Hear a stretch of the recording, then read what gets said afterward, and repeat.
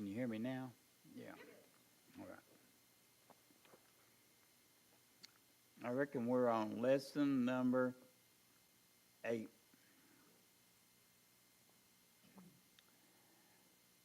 Solomon's coronation. Christian leaders must value and pursue the succession of godly leadership. I'll say amen to that. Okay, this was the first in a series of 6 lessons on the life and writings of Solomon. The ancient United Kingdom of Israel, all 12 tribes, was ruled by only 3 kings. The approximate times of their reigns were King Saul, 1050 to 1010 BC, that's 40 years. King David, 1010 to 970 BC, that's 40 years, right? And King Solomon, 970 to 930 BC, and that's 40 years. Scripture assigns 40 years to each king's reign, meaning the United Kingdom of Israel endured 120 years, after which it split into 2 kingdoms. One with 2 tribes and the Levites called Judah, and another with 10 tribes called Israel. This lesson tells of the events surrounding King Solomon's ascension to the throne of the United Kingdom of Israel. All right, Brother Mike, you want to read the golden text there? Yeah, I'm ready.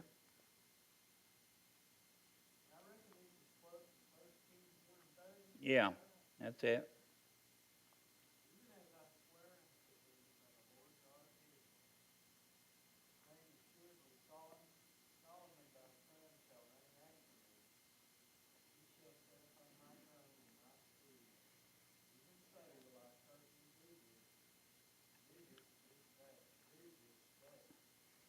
See, they had a coup, sort of, in this day here.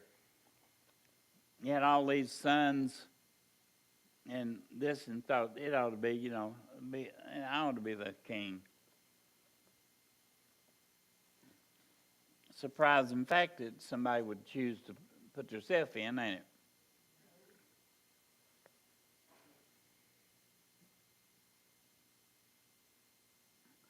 In 1 Chronicles 3, 1 through 9, 7 of King David's wives, he had 7 wives, are identified by name. And 19 of his sons are identified by name. So he had 19 sons. So if you started picking out who's going to take over, probably a bunch of them sons would come up and say, hey, I'm more qualified than him. Of these wives of David, no doubt the best known to the Bible readers is Bathsheba. That's a name we're used to hearing. And of his 2 sons, the best known to the Bible readers are Absalom and, how do we pronounce that other word there? Adonijah. Adonijah. Okay. Absalom and Adonijah and Solomon. In terms of rank, Absalom was the 3rd born son of David. And Janiah was the 4th born son. And Solomon was the 10th born son. He was down the ladder, wasn't he? He was about midway is where he was. 3 times the Old Testament identifies Solomon as the 4th born son of Bathsheba by David. With so many wives and sons, it's no surprising that who succeeded King David was chaotic. So it was a chaotic thing, wasn't it?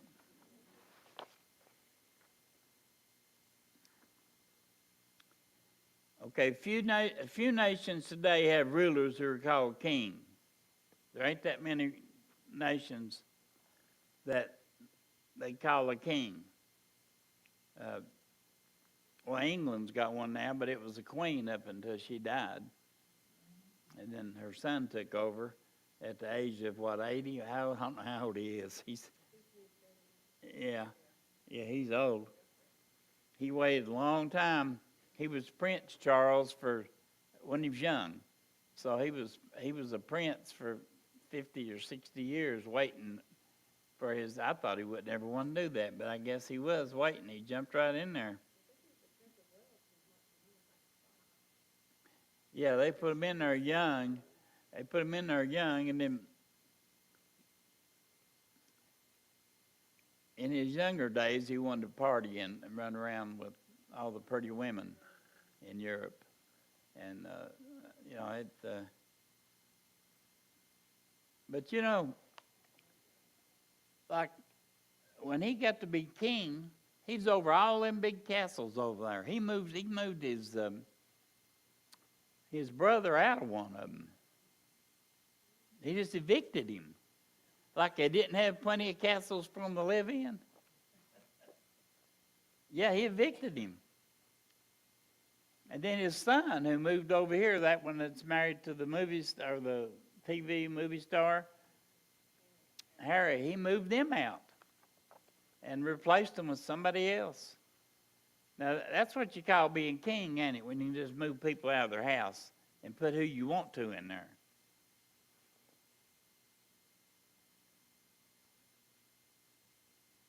Nevertheless, stories about kings, whether ancient or modern, still draw significant attention. Just like I told you that was a story about a king, right? And the lesson today is about King Solomon. He's certainly an interesting person to Bible readers. Okay. We're actually, okay. Now, how do we pronounce that word again? Adonijah. He declares himself king. Okay, David was 30 years of age when he began reigning as king, and he reigned for 40 years. Therefore, he was about 70 years of age at his death, so that really wasn't that old back then. They lived a lot older than that. Here, King David is described as being old and in poor health when his turbulent events preceding the ascension of Solomon to the throne of Israel occurred. These events began when Adonijah, the fourth-born son of David, concluded he would become his father's successor. See, when David was on his deathbed, I guess, Adonijah decided he'd go around and put himself in as king. And I guess if he acted like he's supposed to be doing it, probably some of them believe, well, yeah, I guess that's what we're doing. He showed up and he's going to take over, right? With his father's approaching death in mind, Adonijah had been presumably preparing to become the king of Israel. And his father had not discouraged him from doing this. Well, he was sick too. So, he probably wasn't able to put up much of a defense on what he was doing. So Adonijah moved ahead with plans to have himself declared the new king of Israel. You did on this kind of a thing, you just didn't come up and say, okay, I'm going to be the king, and that's the way you do it. No, they have to have a big deal, coronation and all that stuff. They had to sort of pitch a big party He moved ahead with his plans to have himself declared the new king of Israel. To this end, Adonijah secured the allegiance of two of the highest leaders of Israel. So he had to get him some people on his side before he even done it. And he needed some help. And he got the two of the highest leaders of Israel, next only to the king David, Joab, the captain of Israel's army. That was always important back then.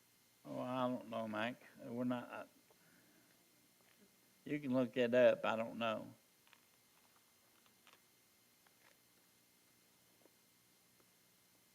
You start getting into these sons and daughters, and I mean, and they can run you crazy trying to keep up with it.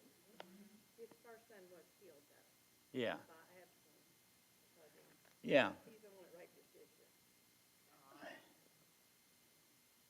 So his first son was killed. Apparently, after Nathan came in to speak to David, Bathsheba departed. So when Nathan showed up, she went out. She's supposed to be the one to convince him. Then when Nathan finished speaking to David, he departed, and David called for Bathsheba to come to him. In response to the pleas of Bathsheba and Nathan, so going by what both of them was saying, David confirmed that Solomon would be the next king of Israel. So Nathan had to come along and make sure the job got done. Yeah, he went to Bathsheba and told her what to do, and then he didn't give her time to get it done. He showed up in there and said, "Oh yeah, this is right. This is what was supposed to be done," and that's what it's supposed to be on anything. And if God, whatever it's supposed to be, is supposed to be. Not, we don't. Some people try to put what they want. That's not the way it works. After this, David called for a meeting with the priest, and that priest was Zadok, Nathan the prophet, and Benaniah.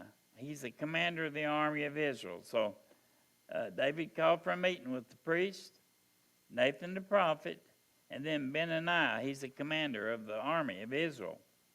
These three David commissioned to preside over the immediate coronation of Solomon to be the king of Israel. So he put these three. He called for the priest Zadok, then Nathan the prophet, and then Benaniah the commander. He put them over the coronation of Solomon to be the king of Israel, and this they did.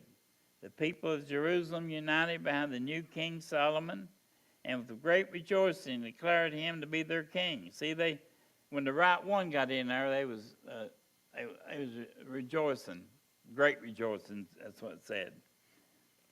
So when Ananijah and his party and guests were informed that the King David had crowned Solomon, what do you think they did?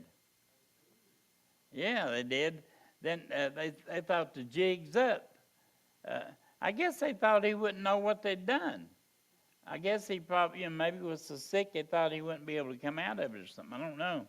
But when him and his party and guests were informed that King David had crowned Solomon to succeed him, they were afraid and they feared. That's exactly what. They knew what they'd done was wrong, and now they knew he knew what was done was wrong, and he's going to make it right. Yeah? Okay? Ananijah, knowing his life was in danger, he fled. I like this. He fled to God's sanctuary. When he was afraid for his life, he found the house of God and he went to it. He caught hold on the horns of the altar. Now he meant business now, didn't he? After what he'd done. King David had installed the Ark of the Covenant under a tent in Jerusalem, and he and others offered sacrifices to God on the altar, and there also the tent sanctuary. The tabernacle from the time of Moses was located at Gibeon, about 7 miles northwest of Jerusalem, and an altar was there. Ananijah could have gone to either of these locations. Perhaps based on Exodus 21, a tradition had developed in Israel that a person in fear of execution could take refuge at an official altar to plead for God's protection. Remember, we had the thing about you could go to a certain place and get protection.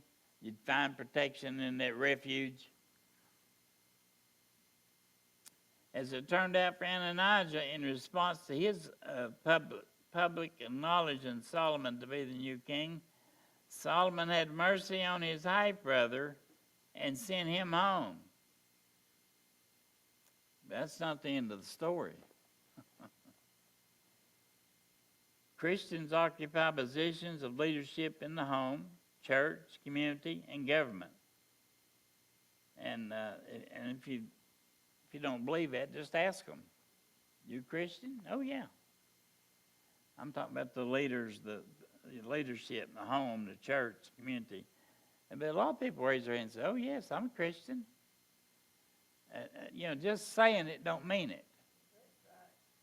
it. Does your life back it up? The life has to back it up. And if it ain't backing it up, then you need to do something about whatever you got or whatever you don't have. What can Christians and leadership learn from the stories in the Bible about people of God in positions of leadership? Well, we can learn a lot if we paid attention to them, right? We can learn from their good examples what we ought to do to provide good leadership. We can also learn what we ought not to do. So we can learn the good, the bad, and the ugly. And we stay away from the bad and the ugly, right? Let that go on down the road. For the Christian, the challenges of providing good leadership always come down to doing what's right, as God gives to us the knowledge and wisdom to do what is right. So it's always us doing what's right. And you say, well, what leadership have I got? Well, you may not be a pastor or a leader, but we all have some kind of leadership in our DNA. If you're a Christian and in church, then you've got an obligation to lead people. Somebody is watching you. Somebody is doing, believe it or not, somebody's following what you're doing. They're walking your footsteps, and you don't even know it. And so, are we leaving good footsteps on the follow in? I know that when I used to go over in the coal fields, these salesmen, when they come in from out of town, they always wanted to go with me. They wanted to get around the coal mine, So one of these guys wanted to go with me, and I told him, I tried to convince him not to go, but he wanted to go. I said, okay, be here at 6 in the morning. Don't wear no good shoes. And you need to wear blue jeans. He shows up in a suit. He's late. And he's got fancy shoes on. So everything I told him not to do, he was already doing. I should have not took him, but I took him. So we get over, I don't know, in Appalachia or somewhere, and this guy that's over at the coal tipple, that's where they wash the coal. He just said, got something I got to show you. And he turned around and took off running, and we had to follow him. And I told him, I said, you just watch where I step, and you step in the same footsteps. So we got going, and I don't know what made me turn around and look. I looked back there, and he was sinking. He didn't follow my steps. I said, what are you doing? He said, I'm sinking. I said, what did I tell you to do? I told you to follow my footsteps. Now, but what I'm getting at, people are told the steps they need to follow, and then or they're following our footsteps. Are we giving them a good footstep to walk in? Now, I gave him a trail. He just got, I don't know what he was doing. I turned around, and I'm not kidding you. I seen him. He was doing like that. I said, you're going down for the last time. You better holler for, you're running shoes. I said, what did I tell you about wearing good shoes? Do you remember that? It was yesterday. Don't wear good shoes. Don't wear a suit. He wouldn't listen. Now, if he ever done that again, now he wasn't going with me no more. But if he was to, Sylvia, he'd have showed up on time. Because I told him, I told him I'd leave him if he showed up late. Well, he showed up late and I waited for him. But next time I wouldn't wait for him. And he'd have on, and if he didn't have old shoes on, I'd make him stop at the Pick and Pay. Is that Pick and Pay? To buy a cheap pair of shoes to mess up. For the Christian, the challenges of providing good leadership always comes down to doing what's right. That's us, always doing what's right. As God gives to us the knowledge and wisdom to do what's right. So as he gives us the knowledge and wisdom to do what's right, that's what we're supposed to do. When we gain from the Bible the knowledge and wisdom to do right, God will give to us the grace and power of his Holy Ghost to do right. So once we get the knowledge and wisdom to do it, he'll give us the grace and power to carry it through. It's sort of a little process there. If that's our sincere desire, if we want to do right, that's what he'll do. Okay. Okay. David relinquishes the throne. After Solomon's original coronation, King David organized a more elaborate coronation event for his son that lasted 2 days. It included addresses by King David to the gathered congregation. Now, if the king was addressing, don't you think the crowd would have been big? Yeah, they probably was a lot there. It included addresses by King David to the gathered congregation, David's commands to Solomon, and so David gave, I guess, commands. That'd be like orders out to what he would need to carry on. David's presentation to Solomon of temple construction plans, which David had received from God. So King David had received construction plans on how to build this temple from God. So he just didn't say, okay, you need to build a temple. That ain't what he did. No. He took the plans that God had given him and he took them to him. David's reception of an offering of materials for the temple's construction, people had donated stuff to help build it. And so David was getting help from all ends. And David's leading of the assembled crowd in worship and prayer. So that's a whole deal there. Yeah, he took the construction plans to him. He gave them to him. He took an offering of all the materials that was taken. And then David led the assembled crowd in worship and prayer. What king does that? Ain't no king does that. And we've talked before of all these kings. Most of them was bad. A few of them was good. Most of them wasn't. The bad kings would come in, tear down the altars and tear this up, and then the good kings would come along, if they had come along, and then rebuild it up the way it's supposed to be. Also noteworthy in 1 Chronicles are the following.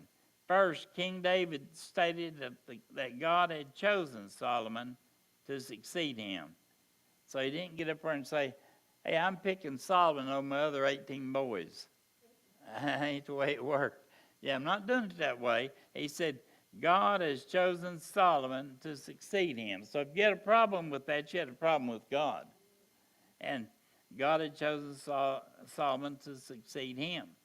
Next, attention was called to the generosity with which David and other leaders of Israel had contributed gold and silver, other materials for the building of the temple. A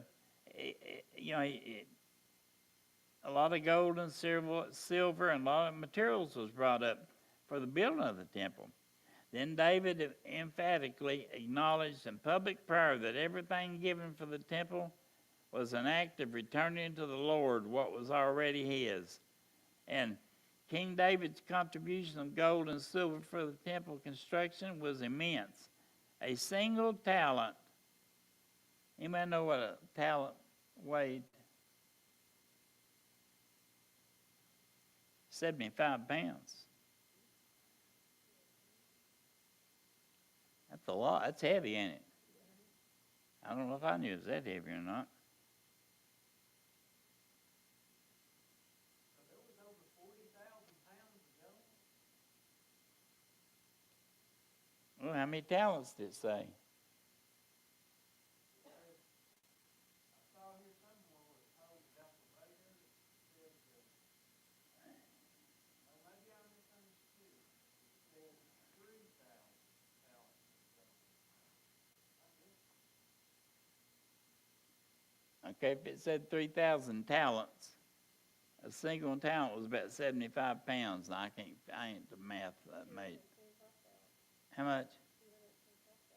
225,000 pounds of gold. In today's market, that'd be quite a bit, wouldn't it?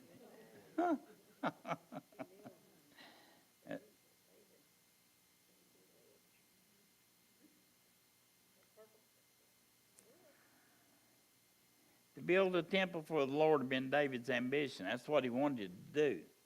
When he was not permitted by God to do this, how did David ensure that his son Solomon could build a temple? Well, with a small way he could do it.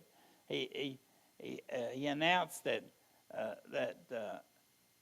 Solomon was picked, that God had picked him, and then he turned over all the offerings, all the gold, all the silver, all that stuff, and it would have been a lot.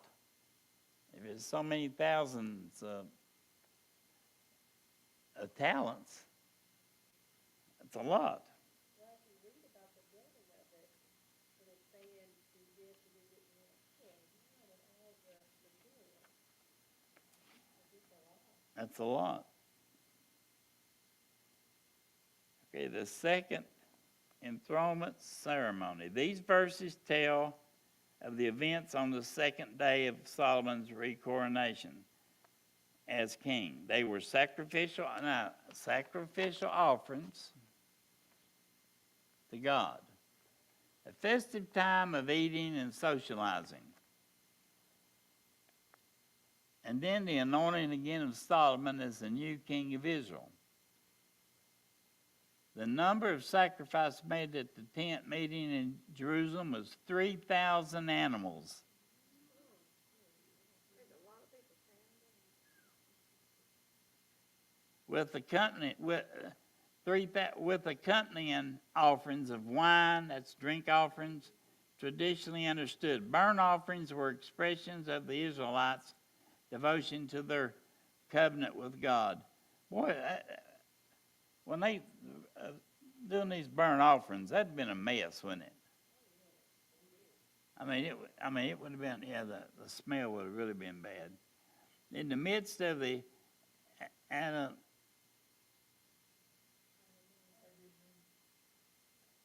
how you say it? Adonijah crisis. Solomon had been hastily declared king, but his second coronation was a more formal and carefully planned event.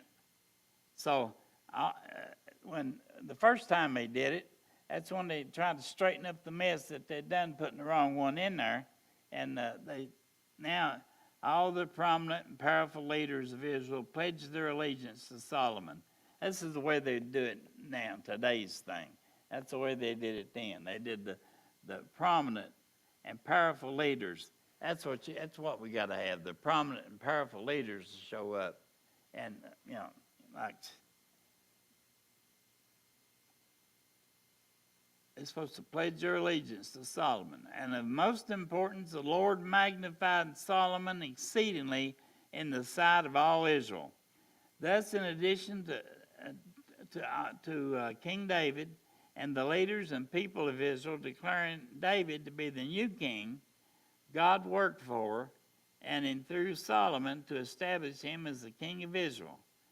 Okay, King David and the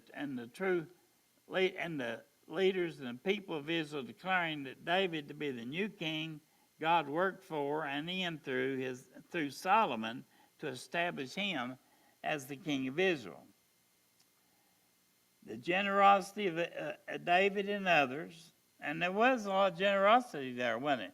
I mean, they didn't have to give all that, The generosity of David and others in giving for the building of the temple reveals how important this house of worship was to the people of Israel as the principal place of their worship. Think about all the gold and silver they had fixed around on stuff. A lot. I mean, big time. The buildings in which local congregations of Christians gather for worship, fellowship, and ministry, and then they go forth to minister, are not the same as Israel's temple. But they serve much the same purpose. A Christian house of worship is a visible reminder to a community that there are people who believe in and serve Jesus. This being so, it is important that we build congregations and houses of worship and support the worship, the fellowship, and ministries of our churches with our participation, tithing, and generous giving. So we're to support the ministry, right? With our participation, with our tithing, and our generous giving. So that's not a whole lot of things that we're supposed to do. But it's things that we're supposed to do, though, right? Okay, what if let's pretend. You could just, if you want to pay tithes, that's okay. And if you don't want to pay tithes, that's okay. Well, if you give people that option, a lot of okays are going to be not paying. And then you ain't going to pay the $1,000 light bill that you got because it costs that kind of money. And so we should have everything now in clear on this new heat pump. While I'm thinking about it, we paid half down. We got the $5,000 from out there and then $10,000 on the van. That's 15 more thousand. That's what we needed. So that's $30,000 for a. See, I've been coming to this church for almost 40 years, and we ain't ever had good heat pumps. We're not. I remember we cut a hole in the church over there and just put a big old window unit in, the biggest unit you could buy, and because we had regular heat pumps and they just went out. And one summer it was 100 degrees in there. Does anybody remember that besides me? Yeah, it was bad.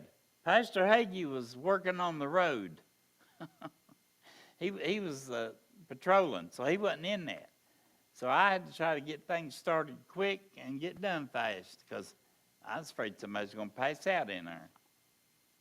But we got through a summer like that. Ruby would have been there.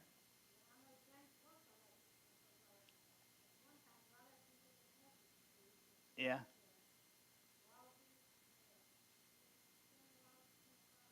Yeah.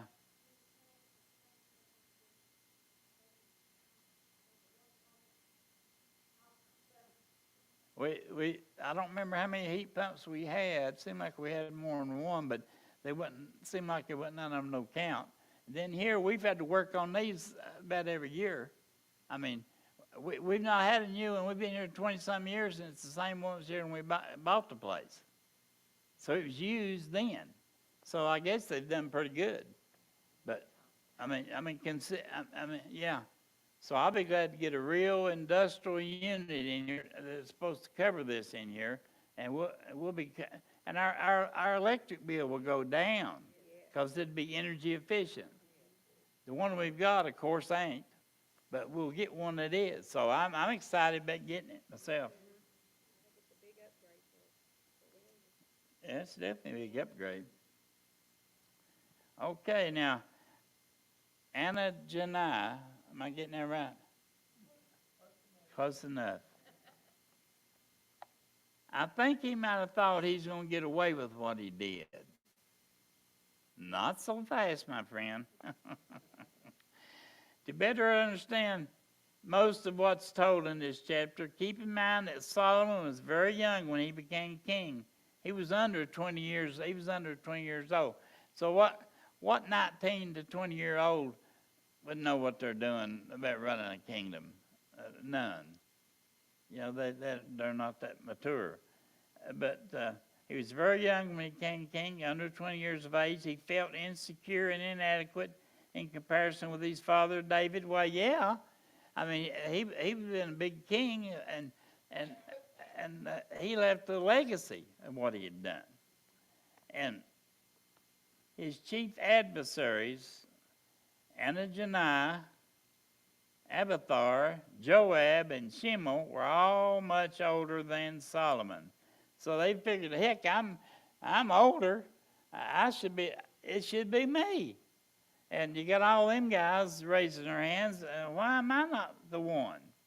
And back in those days, you had to watch what you eat and drink because it'd poison you. That was their big thing back then.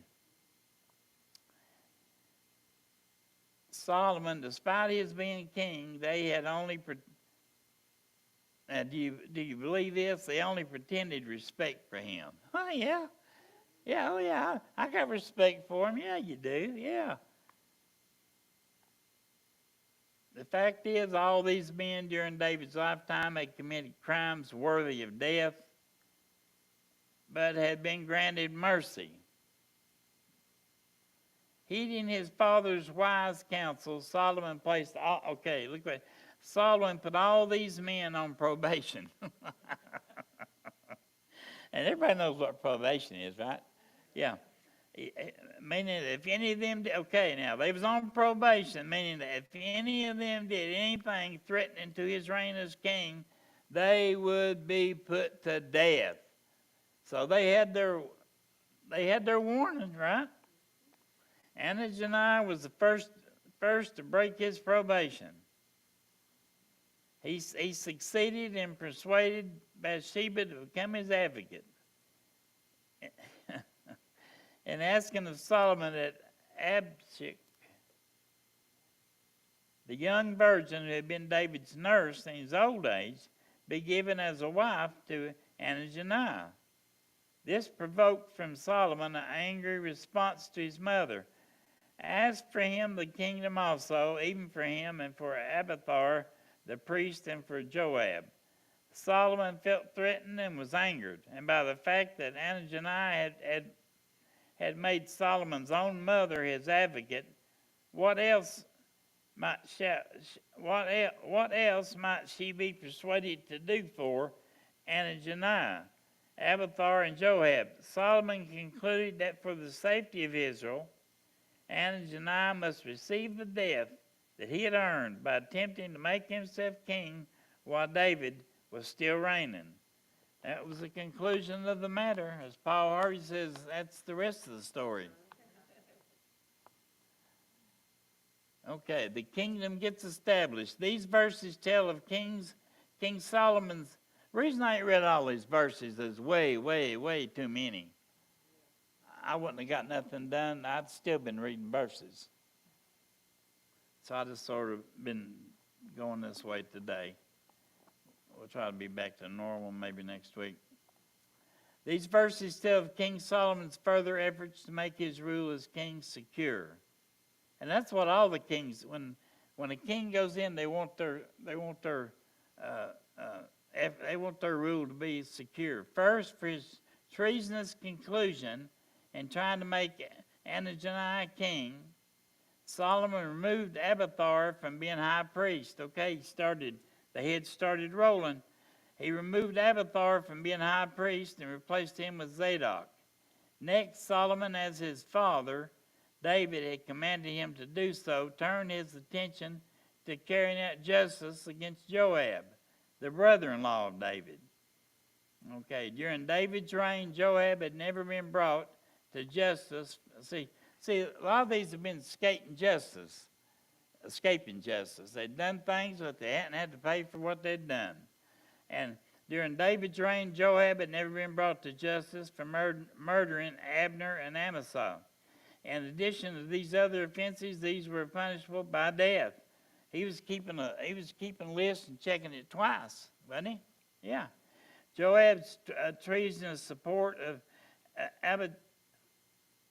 Adonijah was also a death penalty offense. Therefore, even though Joab fled to the altar at the tabernacle seeking to save his life, well, at least he knew where to run to. It just didn't do him no good, right? Solomon commanded that he be put to death. Shemuel, who was of the household of Saul, was the first king of Israel, had publicly cursed King David. Whoo! Yeah, now that right there ain't going to work too good neither, is it? When he was escaping from Jerusalem because of the rebellion of Absalom, David had spared Shemuel's life, but he commanded Solomon to hold Shemuel accountable for the crime he had committed. Initially, Solomon confined Shemuel to Jerusalem with the provision that if he departed from Jerusalem, he would be put to death. Okay, well, as long as you don't leave, you're okay. If you leave, you're going to be put to death, my friend. So when Shemuel disobeyed, I guess they didn't take these things. He said, I'm going to be put to death. Well, if he's the king, yeah. I mean, he's the one that can have you put to death. So when Shemuel disobeyed, Solomon carried out David's command regarding Shemuel by having him executed. So they went down one by one by one. The ones that had done bad things. King David declared that God had chosen Solomon to be the king of Israel. That's one of the things he said. Now, he didn't say, I've chosen him out of my 19 sons. He said, God has chosen him. We might like to believe that all leaders are chosen of God, but what we know for sure is this: God rules with sovereign power and authority over all events, people, and rulers. It appears that many secular leaders in government, commerce, communications, education, and entertainment have no concern about God and his will. That's the truth. Nevertheless, within the church, loving God and doing his will must be our top priority. Therefore, we expect and seek to verify and confirm in various ways that leaders, those who rule in the church, are in fact chosen of God to lead. The church must have spiritual leaders who are called and equipped by God for their ministry. Amen. Yeah, if you're called, you got to be equipped for the ministry. Do you think King David took the prophet coming to him as that sign that he had been chosen by God? You know, the prophet, that man, he was very known as a prophet and even revered by King David. He's the one that corrected David for killing that man. Well, he might have, Mike. He would have paid attention to a prophet.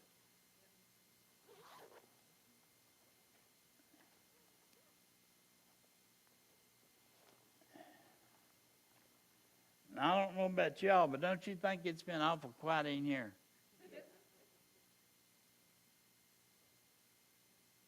I mean, even for Sunday school, it's been quiet. Nobody said a word but me. Nobody. You said a few things, but not much. It's just I got to have enough said to keep James awake back there.